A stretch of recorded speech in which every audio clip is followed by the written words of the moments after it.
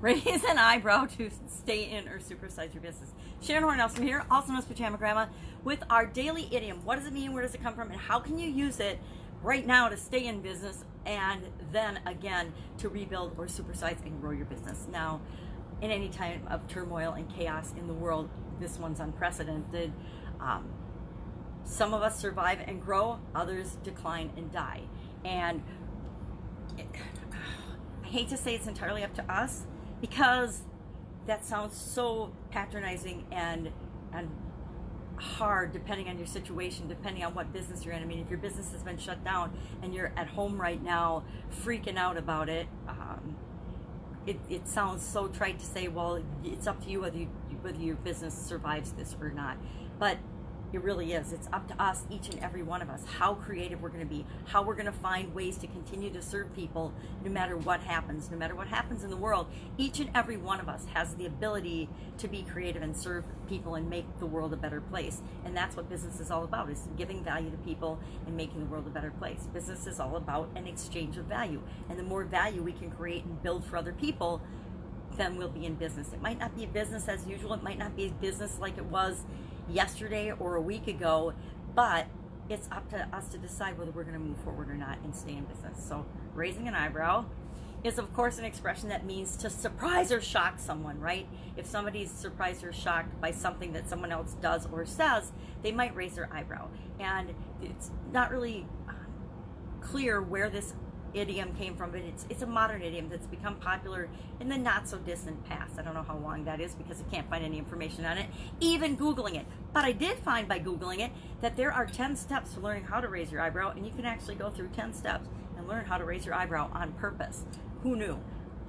In this day and age, you can Google anything, right? So if you know that you need to make a pivot in your business and things need to change and are going to change no matter what are you doing right now? If your business is shut down and you're stuck at home, get to work sharpening your saw, asking yourself, how can I serve? How can we take this situation and turn it into a positive moving forward? And this is your time to actually spend the time asking yourself those questions and figuring it out and being creative and focusing on what you can do.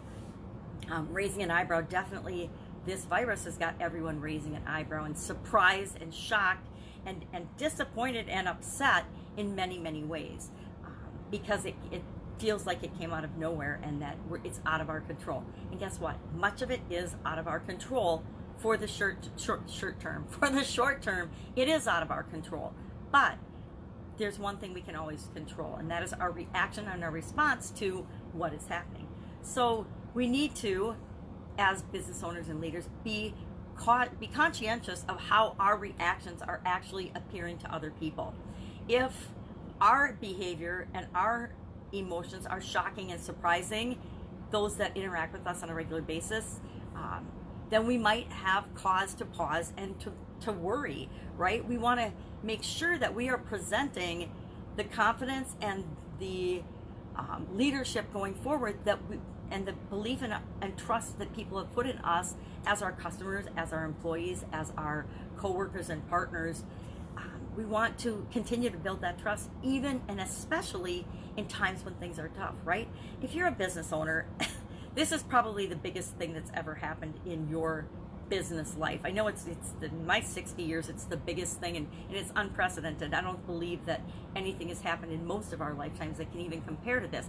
But we have all faced hundreds and hundreds, if not thousands and tens of thousands of littler challenges that we've overcome and figured out and worked our way through. We're sitting here, if you're listening to me, you've survived so much, and we'll all continue, for the most part, continue to survive and weather this storm as well. And how we weather it is truly up to how we choose to spend our time and how do we choose to show up and behave during this time period. So be a leader, be the leader that I know you are, and set an example and treat people the way you want to be treated. Act and behave in ways that, when you look in the mirror, you're proud of.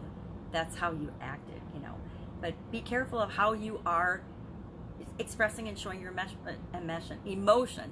I know I'm one of those people that pretty much, exactly how I'm feeling no matter what, and I'm not very good at hiding it. I like to think that I have a good poker face, but you'll notice I don't play poker because I know deep down I don't have a poker face.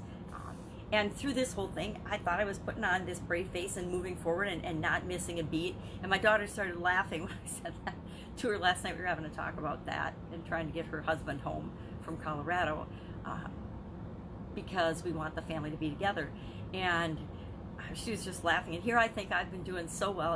And she's taken the normal things that I would say and do, and in this time, blown them up in her mind to be me being and expecting her to be more cautious than overly cautious. Every time she leaves the house, I'm like, hey, have a great day, drive safe. But I've been saying that for her whole life since she's been able to drive. So even now, be aware that what we say and what we do impacts other people, and we want to make sure that we're impacting them in the way of possibility, in the way of focusing on what they too can do and how we can help one another out. Would love to know if you've got the ability to raise an eyebrow at will, if you can do it with your expressions, just because I'm curious, because I can't do it. It's like that tongue trick that some people hereditarily can do, and half my family can do it and the kids can do it, and we stand around Christmas holidays and everybody does the tongue trick to see if they can do it or not. I can't do it, so it's just, you know, it's a weird thing. It's kind of like raising an eyebrow. So can you raise your eyebrow?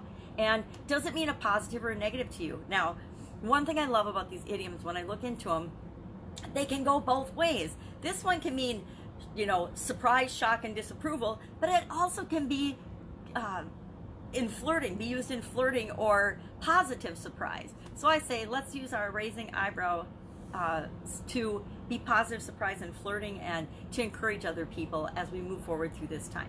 If I can help you in any way, I'm putting together and starting a challenge on Monday to help people overcome challenges and how to know how for free to do challenges and face challenges in their, specifically in their businesses, but in their lives as well. And if you'd like to be a part of that, just hit me up in the comments below. Otherwise, share what's going on with you, and if I can help in any way, I am here. Of course, I will help you remotely. If you're struggling and you're worried about what you can do about your business, just ask, because sometimes you just need another set of ears or somebody to bounce ideas off of, and all of a sudden you'll have a breakthrough and you're like, oh my God, this is what's happened, and I thought we couldn't do anything and we were toast. But as you're talking and as we're working through things, just little things, and it's free, guys. I'm not charging anybody to do this right now. I will help you understand how to pivot and what to do next, because we need to do what we can do to help one another out right now, right? So that we do get through this, and we do get through this together. Go out, have an amazing day. I will be with you tomorrow with another interesting idiom. What does it mean? Where does it come from? And how can you not only use it to supersize and grow your business, but to stay in business if you are being disrupted, like pretty much everybody is, in some way, shape, or form. I contend that all of us are being impacted, whether it's a huge disruption or not. Take care, and I will be with you tomorrow.